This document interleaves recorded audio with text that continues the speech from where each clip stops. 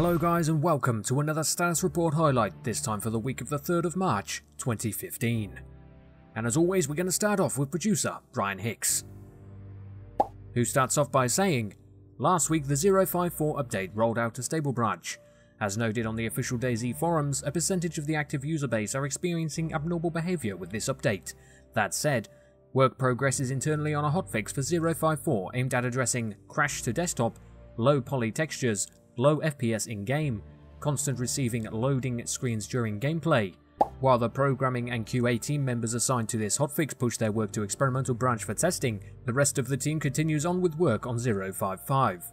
The 055 update should be a fantastic one for the users of stable branch, with work on focusing on things ranging from animal AI iteration, horticulture expansions, cooking expansions, operation fluids for vehicles, traps snare expansions, testing of central economy controls, and so much more. Work continues on larger engine-based tasks such as replacing the renderer, work on the new player controller, new audio engine module, and related tasks.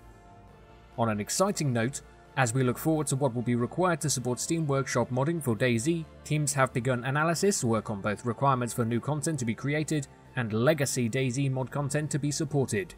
On the legacy side, we've worked closely with Sumrak, the author of the mouse map for Arma 2 DayZ mod, and have completed a basic analysis and test multiplayer session on the mouse in DayZ. The road to supporting a proper ecosystem on Steam Workshop will take time, but our goal is to have a strong set of tools, documentation and examples by the time DayZ hits 1.0 and leaves early access.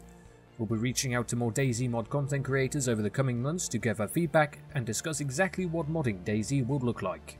As always, head over to the official DayZ forums. Developers are present to discuss ideas, take feedback, and interact with the community. As I've said before, community modding is something I'm really looking forward to myself, be it to playtest other users' content or create my own world to play in. But enough about me, let's move on to lead designer Peter, who starts off by reminiscing about DayZ mod days and how scary the infected used to be, having to sneak around and grab loot, and always risking the chance of attracting a horde if you weren't quiet enough. Fast forward to present. From the DayZ release, infected was one of our main issues and we were very aware of it. Many of you have been disappointed how they work and the lack of visible progress. Hopefully we will revive your faith for proper working infected soon. With the most of the new AI sensors and animation systems now being in place, we can finally begin to transform infected to the real menace, as they always meant to be. Of course, initial implementation based on the new systems will resemble the current state at first, as we need to settle things down, catch and solve the most annoying issues and make proper foundation. So please don't expect an instant switch to infect some Nords. I can see you getting afraid again, but hey, we are still deep in the development, and you can experience these changes hands-on, which is part of the fun of being involved in early access to the game. I want to assure you that more advanced things will be rolled out continuously later as we progress with the implementation alongside with further development of AI, sensors, pathfinding, and animation system. So what to expect from the new infected in general? At first, which is very important, is clearly performance, which allows us to add more of them in the environment. Very first test showed us that server performance is pretty solid even with 1500 infected on the map, which is 5 times more than it is usually unstable these days. The infected are designed to be a threat for survivors as their senses are more sensitive. They are moving fast on short distances and can be lethal in close combat. You can encounter them mostly in the residential areas. The larger the area, the more infected are present. Areas can be purged with encourages to barricading structures and establishing bases. After some time, infected will approach the area again.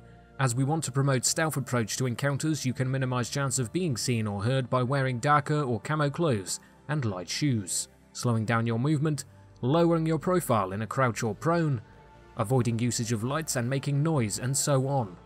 Fortunately, you can also distract them when they are wandering to an unwanted destination with throwing items which make noise, light, or are somewhat attractive to them. You must be aware in such situations they are quite interested in what's going on around them. When you are focused, they will try and hunt you down with no mercy while easily forming packs down the road.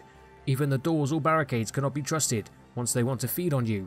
They have fast acceleration but can slow down over time, or lose interest if you get too far after they eventually stumbled. In combat they are using different types of attack based on distance and force, which makes the combat with them more interesting. To wrap up the new infected, they will also have a new visual and audio appearance, which will be released gradually and will replace old models, textures and sound effects.